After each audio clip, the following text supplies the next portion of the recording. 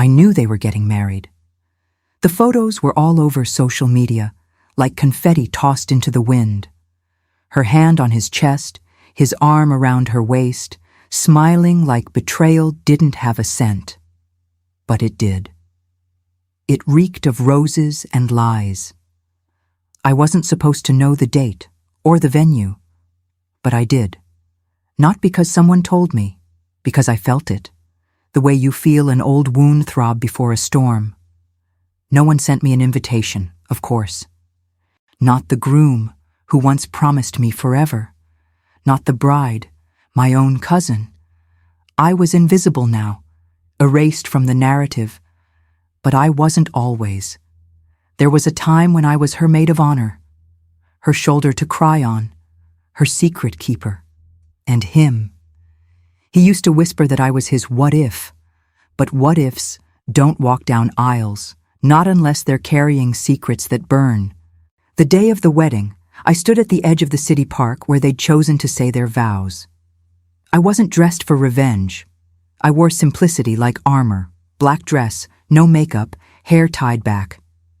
I didn't go there to stop the ceremony. I went to witness the final lie. But fate had other plans. From the trees, I watched the chairs fill. I watched her laugh. I watched him adjust his tie, like a man choking on his own decisions. And then, something strange happened. He turned his head, just once, just enough, and he saw me. His eyes widened, and I knew this story was about to rip open. In that split second when his eyes met mine, I saw it. Not just surprise, terror, regret, maybe even longing. Emotions don't lie like people do. He froze at the altar, his mouth parting slightly as if a word had tried to escape but got stuck in his throat. She noticed. My cousin, the bride in her ivory dress and glossy perfection, followed his gaze. Her expression faltered just for a second. But seconds are enough to crack glass. I didn't move. I stood there like a memory too loud to ignore, a ghost who refused to stay buried. A murmur rippled through the crowd, and I could see his best man lean in, whisper something. The officiant hesitated. The silence wasn't awkward. It was electric. He took one step forward and then another. People turned their heads. Her lips moved. I couldn't hear her, but I didn't need to. She was asking what was happening. She was afraid. She should be. This wasn't the fairy tale she forced into existence.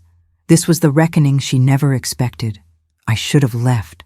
I should have walked away, let them finish their performance. But something stronger than pride rooted me to that spot. I didn't come to ruin the day.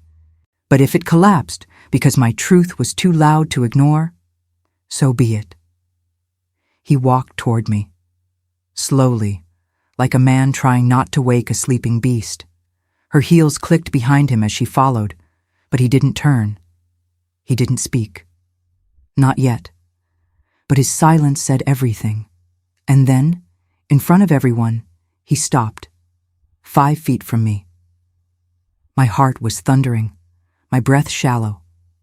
I wanted to scream, or slap him, or cry. But instead, I just whispered, "Why? Why?" I asked, my voice barely a thread, but somehow it sliced through the murmuring crowd like a blade. He didn't answer. Of course he didn't. Cowards rarely do when the truth is breathing down their neck. But he didn't look away either. His mouth trembled, his hands clenched. Behind him, my cousin's face had lost its color, her carefully painted smile collapsing under the weight of history. This wasn't just a wedding anymore.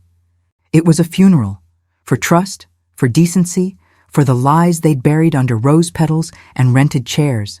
I didn't plan to speak, but silence, I realized, would only protect the guilty. So I stepped forward. "I wasn't supposed to be here," I said, loud enough for the front row to hear. They made sure of that, but secrets have a way of finding air, and this one, it couldn't stay hidden forever. Whispers erupted. The officiant tried to regain control, but it was too late. The spotlight had shifted, And it was mine now. He finally spoke. "Please," he muttered, one word, one syllable of panic and pleading. But I didn't stop. I told them everything, not to destroy them, but to free myself. I told them how we dated for years, how he ghosted me without warning, how I found out about the engagement not from him, but from her, my cousin, the one who used to braid my hair and cry about her own heartbreaks. I told them about the messages, the ones he sent me 3 nights before this wedding, the ones he didn't think I saved. If this story is making your heart race, don't forget to subscribe and leave a like. It helps more people find stories like this. The gasps were louder now, audible, sharp, the kind that slice through pretenses like glass shattering on tile. My cousin staggered back a step, clutching her bouquet as if it could somehow shield her from humiliation.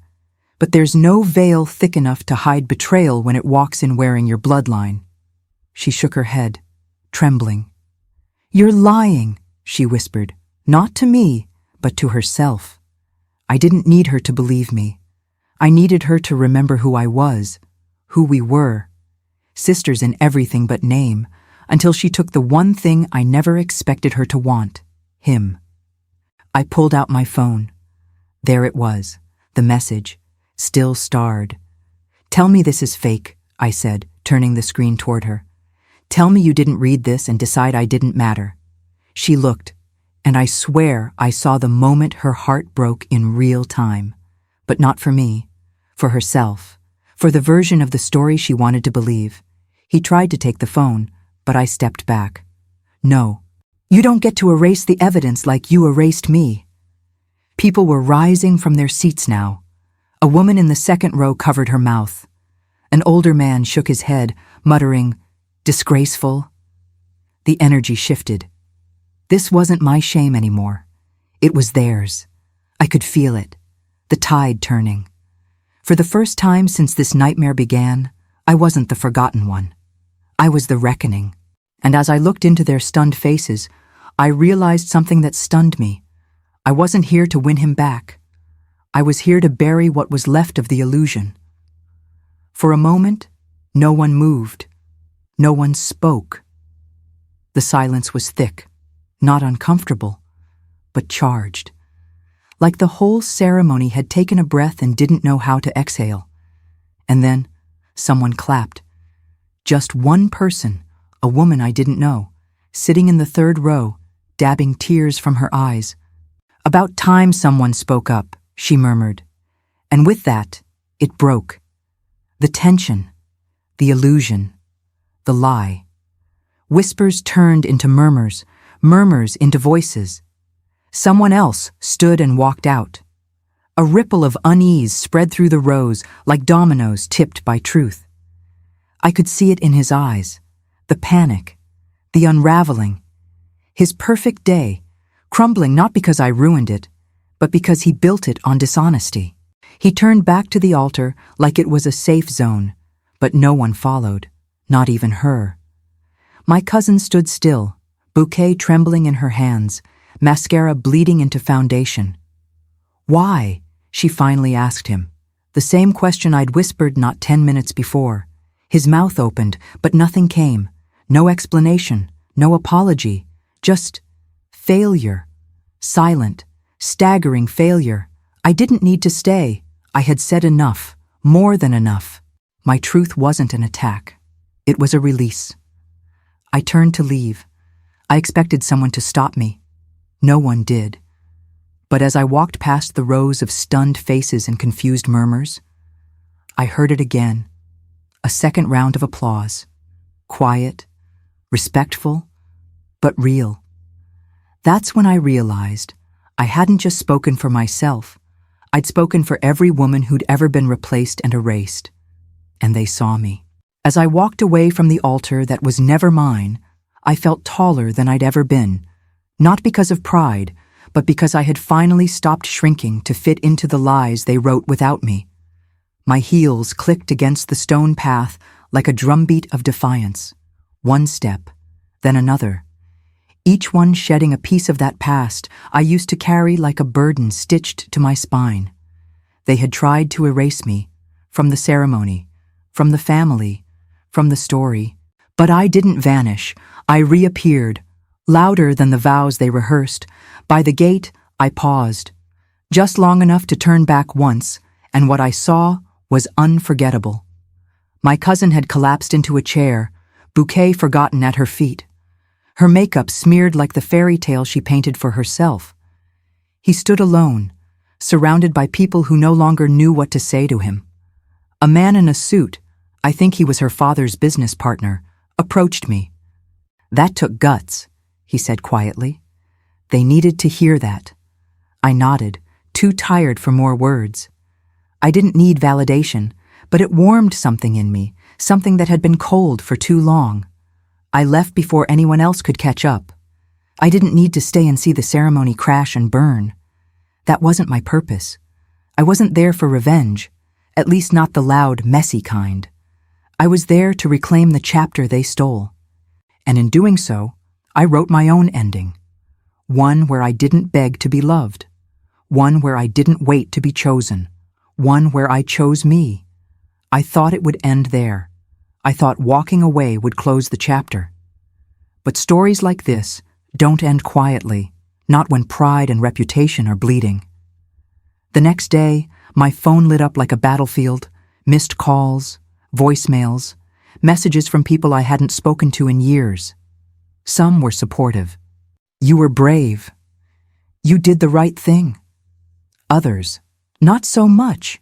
You ruined her big day. You should have kept your mouth shut." Family chat groups exploded. Screenshots of comments, people choosing sides like it was a courtroom. And then came her message. My cousin, a single line.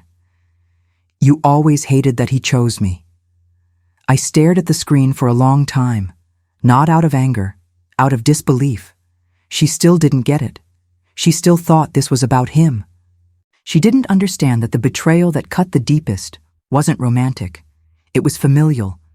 It was her silence, her complicity, her smiling face across the dinner table while she planned a wedding on top of my heartbreak. I didn't reply. I didn't need to. Some wounds aren't meant to be patched. They're meant to scar. So we remember. And I remembered everything. I went for a walk that afternoon, alone. I sat on a park bench, letting the wind tangle my hair. A little girl ran by, laughing, and I smiled. I was breathing again. Deeply. Freely. For the first time in years, the ache in my chest wasn't from being unwanted. It was from shedding the weight of staying silent too long. I wasn't the villain in this story. I was the one who survived it. A week passed. Then 2. And I didn't think about them, at least, not often. I returned to my life, rebuilt the routine they had once interrupted. But quiet doesn't always mean peace. One morning, I got a call from an unknown number. I almost ignored it, but something told me to answer. It was a woman, soft-spoken, nervous. "You don't know me," she said, "but I think we've both been lied to." My breath caught. She introduced herself as a former colleague of his, and what she told me next wasn't just confirmation. It was amplification. He hadn't just betrayed me, or my cousin. There were others. Text threads. Promises. Little pieces of manipulation wrapped in charm. He had a pattern, a trail. He made women feel seen, until he didn't. Until they were discarded, confused, left wondering if they had imagined the intimacy.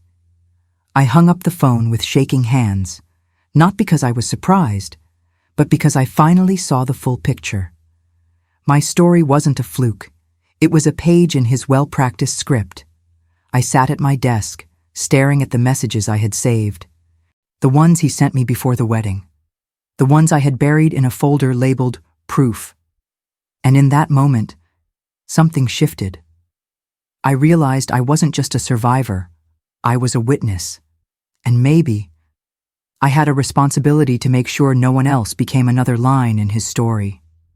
Silence had protected him long enough.